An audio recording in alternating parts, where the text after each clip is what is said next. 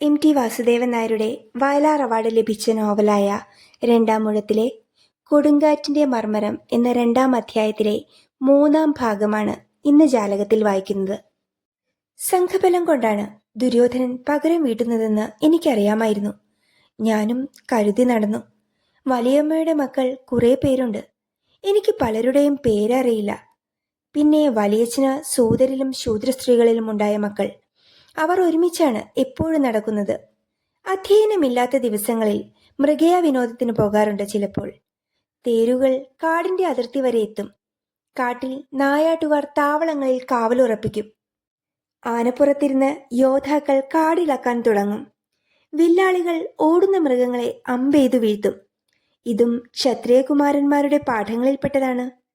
കൃപാചാര്യരുടെ മുതിർന്ന ശിഷ്യന്മാരിൽ ഒരാളായ നിർഭീകരനായിരുന്നു ഈ യാത്രകളിൽ നേതൃത്വം. ഞങ്ങൾ മുതിർന്ന കുട്ടികൾ പല താവളങ്ങളിൽ വില്ലാളികളുടെ കൂടെ ചെന്നിരിക്കും. നായാടി കിട്ടിയ മാംസം വേവുന്നതുവരെ സംഘം കാത്തിരിക്കുമ്പോൾ ഞങ്ങൾക്ക് വിളി കേൾക്കാവുന്ന ദൂരത്തോളം കാട്ടിൽ ചുറ്റി നടക്കാം. ആ യാത്രകളിൽ ഒന്നിൽ പകരം വീട്ടുമെന്നാണ് ഞാൻ ഊഹിച്ചിരുന്നത്. നായാട്ട് നിശ്ചയിച്ചാൽ എനിക്ക് ആഹ്ലാദമായിരുന്നു. കുതിച്ചു പായുന്ന വേഗം കണക്കാക്കി മുമ്പേ വിടുന്ന അമ്പുകൊണ്ട് മൃഗം വീണുമറിയുന്ന നിമിഷം, ഞാണൊലിയുടെ തൊട്ടുപിറകെ വരുന്ന ആ നിമിഷത്തിനു വേണ്ടി വീർപ്പടക്കി കാത്തിരിക്കുന്നു. ദാ ഇപ്പോൾ വായുവിൽ ഉയർന്നു ചാടിയതാണ് മൃഗമെന്ന് കരുതും. പിന്നെ അത് നിലംപൊത്തി നിശ്ചലമാവുമ്പോൾ ഞാൻ വില്ലാളിയെ നോക്കും. വിജയത്തിന്റെ ചിരി അപ്പോൾ ആ മുഖത്ത് കാണാം. ശൂദ്രനോ സൂതനോ ആകട്ടെ, അയാളെ അപ്പോൾ ആശ്ലേഷിക്കണമെന്ന് തോന്നും. കൃപാചാര്യരുടെ ആയുധപാഠങ്ങൾക്കിടയ്ക്കും ഞങ്ങൾ തമ്മിൽ കാണുമ്പോഴൊക്കെ ദുര്യോധനൻ മുഖം തിരിച്ചു നടക്കും. ദുശ്ശാസനന്റെ നോട്ടത്തിൽ നിനക്കു വേണ്ടിയുള്ള ദിവസം വരുന്നു എന്ന മുന്നറിയിപ്പുണ്ട്. കാട്ടിലെത്തുമ്പോൾ കൂട്ടത്തിൽ നിന്ന് അകന്നു പോകാതിരിക്കാൻ ഞാൻ പ്രത്യേകം ശ്രദ്ധിച്ചിരുന്നു. ഒരിക്കൽ പുറപ്പെടും മുമ്പ് അർജുനൻ പറഞ്ഞു, ഇന്നു ഞാൻ അമ്പെയ്ത് മൃഗത്തെ വീഴ്ത്തുന്നത് കണ്ടോളൂ. ഞങ്ങൾക്ക് സ്വന്തമായി അമ്പും വില്ലും തരാൻ തുടങ്ങിയിരുന്നില്ല. കാടറിയാനും മൃഗങ്ങളുടെ ഗതി പഠിക്കാനുമാണ് ഈ യാത്രകൾ. മുതിർന്ന കുട്ടികൾ കുന്തമെടുക്കും. അരയിൽ തോലുറയിൽ നായാട്ടുകത്തി തൂക്കിയിടും. രണ്ടും അലങ്കാരത്തിനായിരുന്നു. കാടിളക്കി കഴിഞ്ഞതിനിടയ്ക്ക് ഞങ്ങളുടെ താവളത്തിനടുത്തുകൂടെ ഒരു മൃഗവും വന്നില്ല. അഹിച്ഛത്രക്കാരനായ ഒരു വില്ലാളിയുടെ കൂടെയായിരുന്നു ഞാനെന്ന്. അയാൾ പുതുതായി സൈന്യത്തിൽ ചേർന്നതാണ്. അപ്പോൾ മറുവശത്തെ താവളത്തിൽ നിന്ന് ആർപ്പുവിളി കേട്ടു. ഒരു മൃഗം വീണിരിക്കുന്നു. ആപത്തിനും ആർപ്പുവിളിയാണ്. ഇത് അപൂർവമായ വിജയത്തിന്റെയാണ്. വെളിസ്ഥലത്ത് നായാട്ടുകാർ ഒത്തുകൂടിയപ്പോൾ ഞങ്ങളും ചെന്നു. ഒരു കൂറ്റൻ കരിമാനാണ് വീണുകിടക്കുന്നത്. അർജുനൻ ആകെ ചിരിച്ച് പൂത്തുലഞ്ഞ് നായാട്ടുകാരുടെ അഭിനന്ദനം സ്വീകരിക്കുന്നു. അന്ന് അർജുനന് 10 വയസ്സാണ്, എനിക്ക് 11. അർജുനന്റെ വിജയമോർത്ത് ഞാനും അഭിമാനിച്ചു. ഞാൻ അവന്റെ ചുമലിൽ പിടിച്ചടുപ്പിച്ചു.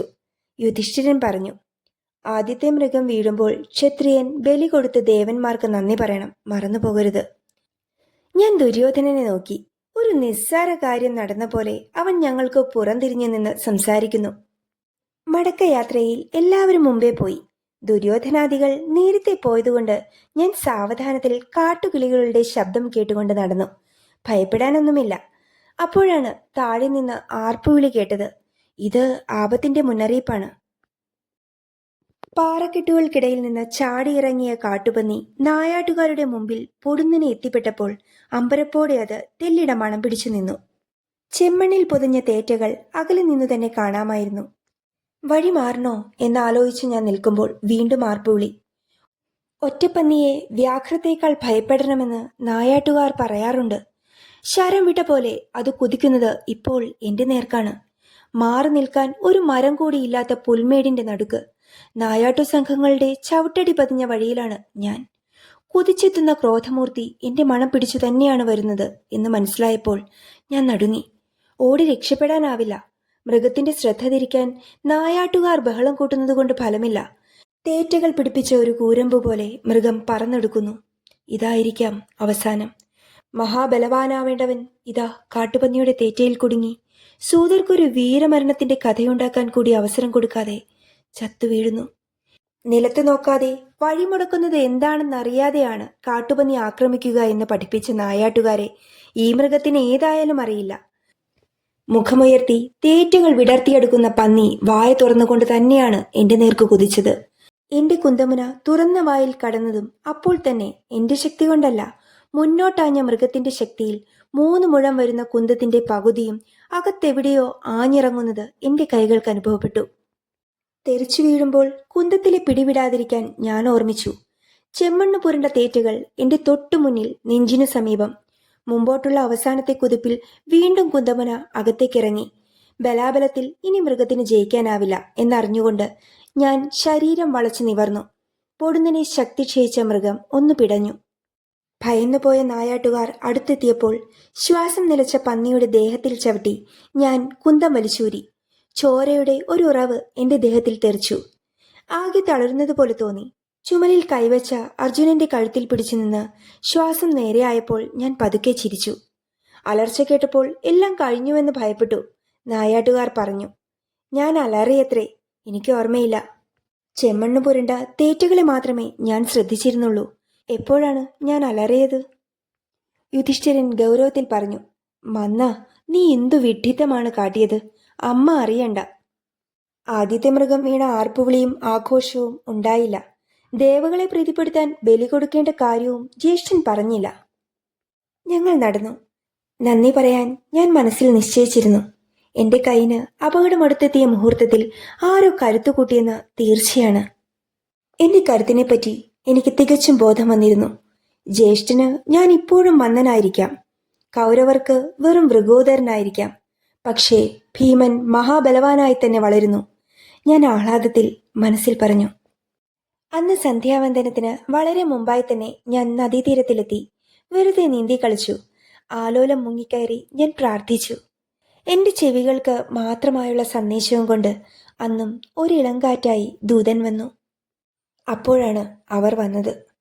ഞാൻ നേരത്തെ നദീതീരത്തിലെത്തിയെന്നറിഞ്ഞിരിക്കണം ദുര്യോധനനും കൂട്ടുകാരും. ഭയത്തോട് ഞാൻ മുമ്പേ വിട പറഞ്ഞു കഴിഞ്ഞിരുന്നു. എത്തിപ്പിടിക്കാൻ കുറേയേറെ കൈകൾ എന്റെ നേർക്കു നീണ്ടു. ചിലരെ ചവിട്ടിത്തെറിപ്പിച്ചു. ദേഹത്തിൽ ചുരുട്ടിയ മുഷ്ടികൾ വീഴുന്നുണ്ടായിരുന്നു. വേദന അറിഞ്ഞില്ല. കൂട്ടം കൂടി പൊതിഞ്ഞു നിൽക്കുമ്പോൾ സ്വന്തം കൈകാലുകൾക്കൊന്നും ചെയ്യാനാവില്ല എന്നറിയാത്ത വിഡ്ഢികൾ. അവശനായി എന്ന് ഭാവിച്ചു നിന്ന എന്റെ അടുത്തേക്ക് 2 ഭാഗത്തുനിന്നും അടിച്ചുകയറിയ ദുര്യോധനനെയും ദുശാസനെയും കൈത്തണ്ടയ്ക്കകത്തു കിട്ടാൻ ഞാൻ കാത്തുനിന്നു. കഴുത്തടക്കി കിട്ടിയപ്പോൾ അവരെയും വലിച്ച് ഞാൻ വെള്ളത്തിലേക്ക് എടുത്തുചാടി. തലയുയർത്താനാവാത്തവണ്ണം താഴ്ത്തിപ്പിടിച്ചപ്പോൾ അവർ പിടഞ്ഞു, വികൃത ശബ്ദങ്ങളുണ്ടാക്കി. ഇനിയും മുക്കിപ്പിടിച്ചാൽ ചത്തുപോകുമെന്ന് തോന്നിയപ്പോൾ വിട്ടു. പ്രയാസപ്പെട്ട് കരയ്ക്കു കയറിയ അവർ കുറച്ചു വെള്ളം ഛർദ്ദിച്ച് കൽപ്പടവുകളിലിരുന്നു. അവരുടെ മുമ്പിൽ ഞാൻ തലയുയർത്തി നിന്നു. ഭയന്ന സംഘക്കാർ അടുത്തു വരാതെ പിന്നിൽ എവിടെയോ നിൽക്കുകയാണ്. ഇനിയൊരിക്കൽ കയ്യേറ്റത്തിന് വന്നാൽ എന്റെ മുഖത്ത് നോക്കടോ. ദുര്യോധനൻ പതുക്കെ മുഖമുയർത്തി. ഞാൻ പറഞ്ഞു, കൊല്ലും, എല്ലാറ്റിനെയും ഞാൻ കൊല്ലും. വലിയമ്മയുടെ കൊട്ടാരത്തിലേക്ക് വരാൻ പിറ്റേന്ന് കൽപ്പനയുണ്ടായി. ഞങ്ങൾ എല്ലാവരെയുമാണ് വിളിച്ചിരിക്കുന്നത്. അതുകൊണ്ട് പുഴക്കരയിലെ കലഹമാവില്ല കാരണമെന്ന് സമാധാനിച്ചു. യുധിഷ്ഠിരന്റെ പിന്നിലായി ഞങ്ങൾ നടന്നു ചെന്ന് മണ്ഡപത്തിൽ കടന്നു ചെന്നപ്പോൾ വലിയമ്മയുടെ കൂടെ അമ്മയുമുണ്ട്. അമ്മ നിൽക്കുകയായിരുന്നു. കറുത്ത ശിരോവസ്ത്രം മുഖത്തിന്റെ പകുതിയെ മറച്ചിട്ടുള്ളൂ. വലിയമ്മയുടെ കണ്ണുകൾ എന്നെയാണോ തിരയുന്നത്? അപ്പോൾ ദുര്യോധനനും അനുജന്മാരും കടന്നു വന്നു.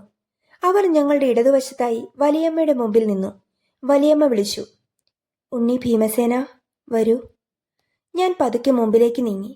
അവർ ആംഗ്യം കാട്ടിയപ്പോൾ ദുര്യോധനനും അടുത്തേക്ക് വന്നു. കറുത്ത വസ്ത്രത്തിനു പിന്നിലെ കണ്ണുകൾ എന്നെ കാണുന്നുണ്ടോ? പതിഞ്ഞ ശബ്ദത്തിൽ വലിയമ്മ ചോദിച്ചു. നിങ്ങൾ ഇപ്പോഴേ പോരു തുടങ്ങിയോ? ഞാനൊന്നും മറുപടി പറഞ്ഞില്ല. എന്തോ പറയാൻ തൊണ്ടയനക്കിയെങ്കിലും വാക്കുകളൊന്നും ദുര്യോധനനിൽ നിന്ന് പുറത്തു വന്നില്ല. പിന്നെ എല്ലാവരോടും എന്ന പോലെ വലിയമ്മ പറഞ്ഞു, കലഹം ഇപ്പോഴേ തുടങ്ങിയെങ്കിൽ പറയണം. അമ്മമാരും മുത്തശ്ശിമാരും പോയ വഴിക്ക് ഞാനും വനത്തിലേക്കിറങ്ങാം. നിങ്ങൾ കലഹിച്ച് രസിച്ചോളൂ. ഗാന്ധാരത്തിൽ നിന്ന് ഹസ്തിനപുരത്തിലെ വധുവായി സഹോദരൻ ശകുനിയുടെ കൂടെ 100 അകമ്പടിക്കാരും 100 ദാസിമാരുമായി വന്ന വലിയമ്മയുടെ നഗരപ്രവേശനത്തെപ്പറ്റി ആളുകൾ പറഞ്ഞു കേട്ടിട്ടുണ്ട്. കോട്ടവാതിൽക്കൽ സുന്ദരിയായ വലിയമ്മയെ കാണാൻ ആളുകൾ തിങ്ങിക്കൂടി. അർഘ്യവും പാദ്യവും നൽകി അസംഖ്യം കാഴ്ചദ്രവ്യങ്ങളും വെച്ച് മുത്തശ്ശിമാർ എതിരേറ്റുകൊണ്ടുപോയി.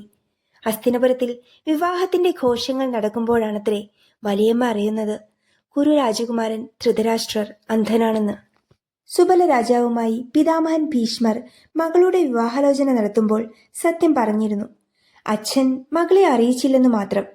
ബഹളമുണ്ടാക്കി തിരിച്ചു പോകാൻ ഒരുങ്ങിയ സഹോദരൻ ശകുനിയെ വലിയമ്മ ആശ്വസിപ്പിച്ചു. ഭീഷ്മരയിച്ച സമ്മാനങ്ങൾ മുഴുവൻ സ്വീകരിച്ച് സുബലൻ കന്യാദാനം സമ്മതിച്ചതാണ്. അച്ഛന്റെ വാക്കുമാനിച്ച് വലിയമ്മ ഹസ്തിനപുരത്തിലെ വധുവായി. അവർ കൊട്ടാരം വിട്ട് പുറത്തിറങ്ങിയിട്ടില്ല. പിന്നെ മുഖം മൂടിയിട്ടാണ് അകത്തും നടക്കുന്നത്. ആ വലിയമ്മയാണ് സംസാരിക്കുന്നത്.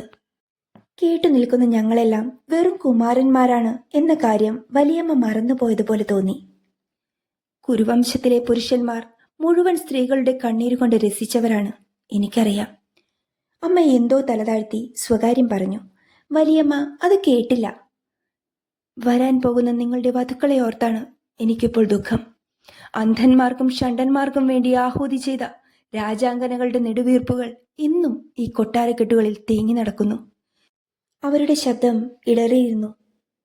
നിങ്ങൾ ഒരുമിച്ച് നിന്നാൽ ഹസ്തിനപുരത്തിന് കപ്പം തന്ന് കാൽ വണങ്ങാത്ത ഒരു രാജാവും ലോകത്തിലുണ്ടാവില്ല. അതേതെങ്കിലും ആചാര്യൻ നിങ്ങളെ പഠിപ്പിക്കുന്നുണ്ടോ? ആരും മിണ്ടിയില്ല. യുധിഷ്ഠിരൻ മാത്രം വലിയമ്മയുടെ നേരെ ശിരസ് കുനിച്ചു. എന്റെ കൈത്തണ്ടയിൽ അവരുടെ നേർത്ത വിരലുകൾ പതിഞ്ഞു. വിറയ്ക്കുന്ന വിരലുകൾ. ശവം വീണു കാണാൻ കൊതിക്കുന്ന കൂളികൾ പല വേഷത്തിൽ ഈ കൊട്ടാരത്തിൽ കയറി ഇറങ്ങുന്നുണ്ട്. ജ്യോതിഷക്കാരായിട്ടും ഋഷിമാരായിട്ടും. നിങ്ങൾ ഒരുമിച്ച് കഴിയേണ്ടവരാണ്. ആരും ആരുടെയും ശത്രുവല്ല. അതുമാത്രം അവർ പറഞ്ഞു തരില്ല. കൈവിട്ടുകൊണ്ട് വലിയമ്മ മുഖം താഴ്ത്തിയിരുന്നു. ആയുധകളത്തിന് പുറത്തുവെച്ച് ആരെങ്കിലും തമ്മിൽ പൊരുതി എന്ന് കേട്ടാൽ അപ്പോൾ ഞാൻ ഈ കൊട്ടാരം വിടും. കൊല്ലുകയും മരിക്കുകയും ചെയ്ത് നിങ്ങൾ ആണുങ്ങൾ ആഘോഷിച്ചോളൂ. എല്ലാവരും നിശബ്ദരായി നിന്നു. വലിയമ്മ എഴുന്നേറ്റു. എന്നിട്ട് അകത്തേക്ക് നടന്നപ്പോൾ കൈപിടിച്ച് അമ്മയും കൂടെ ചെന്നു. നീല ഞരമ്പുകൾ തിരിയുന്ന സ്വർണ്ണ നിറമുള്ള കൈത്തണ്ട. അവർ മരിച്ചുപോയ മാതൃചെറിയമ്മയേക്കാൾ സുന്ദരിയായിരിക്കണം. ഞങ്ങൾ രണ്ടു വഴിക്ക് തിരിച്ചു നടന്നു. മത്സരിക്കുന്ന ദുര്യോധനനോടും എന്നോടും മാത്രമല്ല വലിയമ്മ പറഞ്ഞതെന്ന് എനിക്ക് ഏകദേശം മനസ്സിലായി. എല്ലാം മനസ്സിലാവാൻ പിന്നെയും വർഷങ്ങൾ കഴിയേണ്ടി വന്നു. വലിയമ്മ മുമ്പിൽ വെച്ച് ആരെക്കൊണ്ടും സത്യം ചെയ്യിച്ചിരുന്നില്ല. എങ്കിലും മാറ്റം പ്രകടമായിരുന്നു. ആയുധപ്പുരയിൽ വെച്ച് കാണുമ്പോൾ ഞങ്ങൾ അകന്നുമാറി നടക്കാതായി. ബലരാമന്റെ കീഴിൽ ഗദായുദ്ധം പഠിച്ച ഒരു യാദവനെയും കൊണ്ട് ഒരിക്കൽ ശുഗാചാര്യൻ വന്നു. അയാൾ എന്നെ ദുര്യോധനന്റെ നേരെയും ദുശാസനന്റെ നേരെയും നിർത്തി. ചിത്രസേനെതിരെ നിന്നു. സഹദേവൻ ഖഡ്ഗശാസ്ത്രം തുടങ്ങി. ചെറിയ വേദനകൾ ഏൽക്കുമ്പോൾ എതിരാളി ആശ്വസിപ്പിക്കാൻ വന്നു. അപ്പോഴും അകന്നുനിന്ന് ഒറ്റയ്ക്ക് അമ്പെയ്ത്ത് പഠിക്കുകയായിരുന്നു കർണൻ. അയാൾക്ക് മറ്റൊരു ഗുരു കൂടിയുണ്ട്, ധനുർവേദത്തിന്. അതുകൊണ്ട് ദിവസങ്ങളോളം അയാളെ ദുര്യോധന പക്ഷത്തിൽ കാണാറില്ല. പഴയ ഏറ്റുമുട്ടലുകളുടെ കഥകൾ ഞങ്ങൾ മറന്നു. അനധ്യായ ദിവസങ്ങളിലൊന്നിൽ ചിത്രസേനൻ വന്നു വിളിച്ചു. വരൂ, എല്ലാവരും പുറപ്പെട്ടു കഴിഞ്ഞു. ഞാൻ ആനപ്പന്തിയിൽ കാമരൂപത്തിൽ നിന്ന് പുതുതായി വന്ന ആനകളെ ചട്ടം പഠിപ്പിക്കുന്നത് നോക്കി രസിച്ചിരിക്കുമ്പോഴാണ് ചിത്രസേനൻ വന്നത്. എങ്ങോട്ട്? പ്രമാണക്കോടിയിൽ ജലോത്സവം. നമ്മളെല്ലാവരും പോകുന്നു, വരൂ. തിര കുറഞ്ഞ ഗംഗാതീരത്തിലെ ഒരു മുനമ്പാണ് പ്രമാണക്കോടി. അവിടെ രാജകുടുംബാംഗങ്ങൾക്ക് വേണ്ടി സ്നാനഗൃഹങ്ങളുണ്ട്. ജലോത്സവങ്ങളുടെ ഭാഗമായുള്ള മത്സരങ്ങൾ ഇരുന്നു കാണാൻ കൽത്തറകളും മണ്ഡപങ്ങളും കെട്ടിയിട്ടുണ്ട്. ജലോത്സവത്തെപ്പറ്റി ഇന്നലെ രാത്രിയിലും ആരും പറഞ്ഞു കേട്ടില്ലല്ലോ. ആരൊക്കെയുണ്ട്? നമ്മളൊക്കെ, നമ്മൾ മാത്രം. ദുര്യോധനനും കൂട്ടുകാരും കൊട്ടാരമുറ്റത്ത് തയ്യാറായി ഒത്തുകൂടി. ഉത്സവയാത്രകൾക്കുള്ള പുഷ്യരഥങ്ങൾ കുതിരകളെ പൂട്ടി തയ്യാറായി നിൽക്കുന്നു. അർജുനനും നകുല സഹദേവന്മാരും നിൽക്കുന്നിടത്ത് ചെന്ന് അന്വേഷിച്ചു. ജ്യേഷ്ഠൻ വരുന്നില്ലേ? ഇല്ലെന്നു തോന്നുന്നു. ദുര്യോധനൻ ചിരിച്ചുകൊണ്ട് എൻ്റെ അടുത്തേക്ക് വന്നു. വരൂ, പാചകക്കാരൊക്കെ നേരത്തെ പോയി. താൻ സമാധാനിച്ചോളൂ, ഭക്ഷണം മോശമാവില്ല. എന്നിട്ട് എൻ്റെ പുറത്ത് തട്ടി. ഞാൻ ജ്യേഷ്ഠനെ അന്വേഷിച്ചു ചെന്നപ്പോൾ അദ്ദേഹം വലിയച്ഛൻ്റെ മന്ത്രിമാരിൽ ഒരാളോടൊത്ത് വിഭീതകക്കായകൾ കരുവാക്കി ചൂതു കളിച്ചിരിക്കുകയാണ്. നിങ്ങൾ പോയില്ലേ? ചൂതുകളി പഠിക്കുന്നത് കണ്ടുകൊണ്ട് ഞാൻ വന്നത് ജ്യേഷ്ഠന് രസിച്ചിട്ടില്ലെന്ന് തോന്നി. ജ്യേഷ്ഠൻ വരുന്നില്ലെങ്കിൽ ഞങ്ങളാരും പോകുന്നില്ല എന്നു പറയണമെന്നുണ്ടായിരുന്നു. അങ്ങനെയാണ് പഠിപ്പിച്ചിരിക്കുന്നത്. യുദ്ധത്തിനായാലും ശേഷക്രിയയ്ക്കായാലും ഉത്സവത്തിനായാലും അദ്ദേഹത്തിന്റെ പിന്നിലാണ് എൻ്റെ സ്ഥാനം. രസം പിടിച്ചു തുടങ്ങിയ കളി നിർത്തി എഴുന്നേൽക്കാൻ ജ്യേഷ്ഠന് മനസ്സുണ്ടായിരുന്നില്ല. വാതിൽക്കൽ വിടാതെ നിൽക്കുന്ന എന്നെ നോക്കി പിറുപിറുത്തുകൊണ്ട് ജ്യേഷ്ഠനും എഴുന്നേറ്റു. ദുര്യോധനൻ ഒന്നാമത്തെ തേരിൽ എനിക്കും യുധിഷ്ഠിരനും അർജുനനും സ്ഥലം നീക്കിവെച്ചിരുന്നു. നകുല സഹദേവന്മാർ രണ്ടാമത്തെ തേരിൽ ദുശാസനന്റെയും ചിത്രസേനന്റെയും കൂടെ. പ്രമാണക്കോടിയിൽ കയത്തിനു മുകളിൽ അകത്തേക്ക് ഒരർദ്ധവൃത്തമായി കയറിയിറങ്ങുകയാണ് ഗംഗ. ശരത്കാലത്തിലാണ് ജലോത്സവങ്ങൾ നടക്കുക പതിവ്. സ്നാനഘട്ടത്തിൽ ഇറങ്ങിയപ്പോൾ ദുര്യോധനൻ പറഞ്ഞു, തേരുകൾ മടങ്ങിക്കൊള്ളട്ടെ, നമുക്ക് വൈകുന്നേരം സാവധാനത്തിൽ പുഴവക്കിലൂടെ നടന്നു പോകാം. യുധിഷ്ഠിരൻ സമ്മതഭാവത്തിൽ മൂളി. പുതുതായി കമ്പം തോന്നിയ ചൂതുകളിക്ക് സൗകര്യത്തിൽ കിട്ടിയ ഒരു ദിവസം നഷ്ടപ്പെടുത്തലുള്ള അസ്വാസ്ഥ്യം അപ്പോഴും ജ്യേഷ്ഠന്റെ മുഖത്തു നിന്ന് മാറിയിട്ടില്ല. തേരുകൾ തിരിക്കാൻ തുടങ്ങുമ്പോൾ സ്നാനഗൃഹത്തിനു പുറത്തെ ചെറിയ ഉദ്യാനത്തിലേക്ക് ഞാൻ നടന്നു. ഭക്ഷണത്തിന്റെ മണം. അവിടെ പാചകക്കാർ പുതുതായി കൂട്ടിയ അടുപ്പുകളിലെ വലിയ ലോഹായസ പാത്രങ്ങളിൽ പലതും തിളയ്ക്കുന്നുണ്ട്. വലിയ കൊട്ടാരത്തിലെ പാചകക്കാരിൽ ഒരാളാണ് മേൽനോട്ടം. എന്റെ ഭക്ഷണപ്രിയം അറിയുന്നതുകൊണ്ട് അവർ പറഞ്ഞു, കാട്ടാടും കരിമാനുമുണ്ട് അടുപ്പത്ത്. പ്രാവിറച്ചി വേണമെങ്കിൽ ഇപ്പോഴേ കുറച്ച് സ്വാദ് നോക്കാം.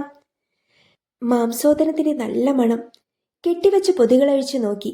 കരിമ്പുനീരിൽ മുക്കി വറുത്ത പയർ, ശർക്കരയും ധാന്യപ്പൊടിയും ചേർത്ത് നെയ്യിൽ വറുത്ത വലിയ മോദകം. ഒരുണ്ട മോദകം മാത്രമെടുത്ത് തിന്ന് ഞാൻ പുറത്തേക്കിറങ്ങി. ഉയർന്ന സ്തംഭത്തിൽ പിടിച്ചു കയറി മുകളിൽ ഒറ്റക്കാലിൽ നിന്ന് ശരീരം വളച്ച് താഴെയുള്ളവരെ വിളിച്ച് ഞാൻ ചെറിയ കുട്ടികളുടെ ആദരവ് നേടി. പിന്നെ വെള്ളത്തിലേക്ക് എടുത്തു ചാടി. മലർന്നും കമിഴ്ന്നും നീന്തി. ഊളിയിട്ടു ചെന്ന് ഓർക്കാതിരുന്നവരെ പിടികൂടി ഭയപ്പെടുത്തി ചിരിച്ചു. പുറത്തു ചിത്രസേനനെ മലർത്തിക്കിടത്തി സ്നാനഘട്ടത്തിന്റെ ഒരറ്റം മുതൽ മറ്റേ അറ്റം വരെ നീന്തി മറ്റുള്ളവരെ അമ്പരപ്പിച്ചു. ദുര്യോധനനും ഉത്സാഹത്തിലായിരുന്നു. എല്ലാവരും കരയ്ക്ക് കയറിയപ്പോഴും ഞങ്ങൾ കളി തുടർന്നു. പഴയ വൈരികളായിരുന്നു ഞങ്ങളെന്നോർത്തപ്പോൾ അത്ഭുതം തോന്നി. ഒടുവിൽ ഞങ്ങളും കരയ്ക്കു കയറിയപ്പോൾ ദുര്യോധനൻ പറഞ്ഞു, പതുക്കെ മതി.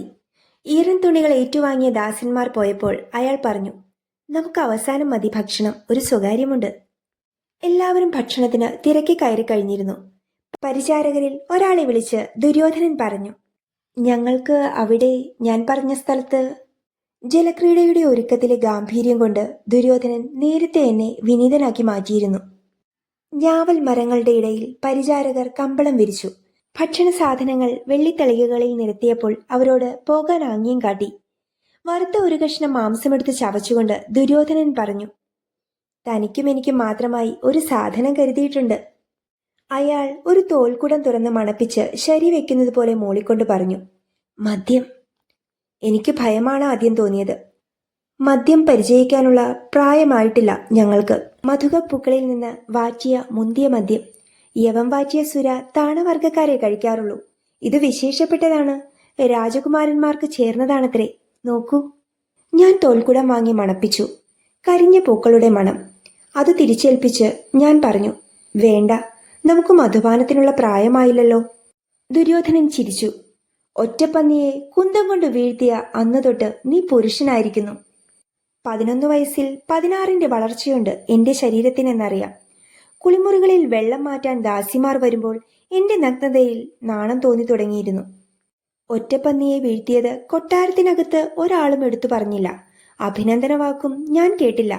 ആദ്യത്തെ മൃഗത്തെ വീഴ്ത്തിയതിന് അർജുനനു വേണ്ടി വിതുരർ ഒരു ബലി നടത്തി. ഭീഷ്മാചാര്യൻ സ്വർണ്ണച്ചിറകുള്ള ഒരമ്പ് സമ്മാനമായി കൊടുത്തു. വൈരിയായി ഞാൻ കരുതിയ ദുര്യോധനനാണ് എന്നെ ആദ്യമായി പ്രശംസിക്കുന്നത്. എന്റെ മനസ്സിൽ ധൃതരാഷ്ട്രപുത്രനോടുള്ള സ്നേഹം വഴിഞ്ഞു. അയാൾ കുടം ചുണ്ടിൽ വെച്ച് ഒരു കവിൾ കുടിച്ചു പറഞ്ഞു, ആദ്യം വീഴുന്ന മൃഗം, ആദ്യം കൊല്ലുന്ന ശത്രു, ആദ്യം അനുഭവിക്കുന്ന പെണ്ണ്, ഇതൊക്കെ ആണിന് എന്നും ഓർമ്മിക്കാനുള്ളതാണ്. മുതിർന്നവരുടെ സ്വരത്തിൽ ഗൗരവത്തിൽ അയാൾ സംസാരിക്കുന്നു. ആദ്യം മധുരുചിച്ച ദിവസവും പ്രധാനമാണ്. എന്നിട്ട് അയാൾ ചിരിച്ചുകൊണ്ട് വീണ്ടും കുടിച്ചു. കുടം താഴെ വെച്ച് നെറ്റിയിലേക്ക് വീണു കിടക്കുന്ന മുടി പിന്നിലേക്കൊതുക്കി. മുഖം കുറെ കൂടി തുടുത്തിരിക്കുന്നു. നിന്റെ ജ്യേഷ്ഠനുണ്ടല്ലോ യുധിഷ്ഠിരൻ, വീര്യവും ശൗര്യവും ഇല്ലാത്ത വങ്കനാണ്. വലുതാവുമ്പോൾ അയാൾ എന്തു കാട്ടും? ജ്യേഷ്ഠനെ പറ്റി പറഞ്ഞത് എനിക്കത്ര രസിച്ചില്ല. ശാസ്ത്രം പഠിക്കാനാണ് ജ്യേഷ്ഠന് പറ്റുക എന്ന് പലപ്പോഴും തോന്നിയിട്ടുണ്ട്. ശരിയാണ്, കേട്ടത് തെറ്റാതെ ആവർത്തിച്ചു ചൊല്ലാൻ സമർത്ഥനാണ്. ആയുധശാലയിലെത്തുമ്പോൾ അയാൾ നകുലിനേക്കാൾ കഷ്ടമാണ്. പക്ഷേ അത് ദുര്യോധനൻ പറയാൻ പാടില്ല. രാജ്യം ഭരിക്കാൻ മാത്രമാണ് ജ്യേഷ്ഠനെ പരിശീലിപ്പിക്കുന്നത്. നകുലൻ കൊട്ടാരഭരണവും ഗോരക്ഷയും നടത്തും. സഹദേവൻ കപ്പം പിരിച്ച് ചിലവുകൾ നടത്തും. യുദ്ധം ചെയ്യാൻ അർജുനനുണ്ട്, പിന്നെ ഈ ഞാനും. ആരും വ്യക്തമായി പറഞ്ഞിട്ടില്ലെങ്കിലും ഞങ്ങൾക്കെല്ലാം ഏറ്റെടുക്കേണ്ടി വരുന്ന ജോലികളെപ്പറ്റി അന്നേ ധാരണയുണ്ടായിരുന്നു. ഭാഗ്യത്തിന് ദുര്യോധനൻ കൂടുതൽ വിസ്തരിച്ചില്ല. ഇടയ്ക്ക് ഞാൻ തൊടാതെ നീക്കിവെച്ച മദ്യക്കുടത്തിൽ നോക്കി പതുക്കെ ചിരിച്ചു. ഭയമുണ്ടെങ്കിൽ വേണ്ട, മുതിർന്നവർക്കുള്ളതാണ് മദ്യം. അപ്പോൾ ഞാനും കൈനീട്ടി. ചവർപ്പും മധുരവും. മുതിർന്നവരെ പോലെ കുടിക്കണമെങ്കിൽ അപ്രിയം പുറത്തു കാട്ടരുത്. അവൻ എന്നെ തോൽപ്പിക്കരുത് എന്ന വാശിയോടെ ഞാൻ ഒരു കവിൾ കൂടി കുടിച്ചു.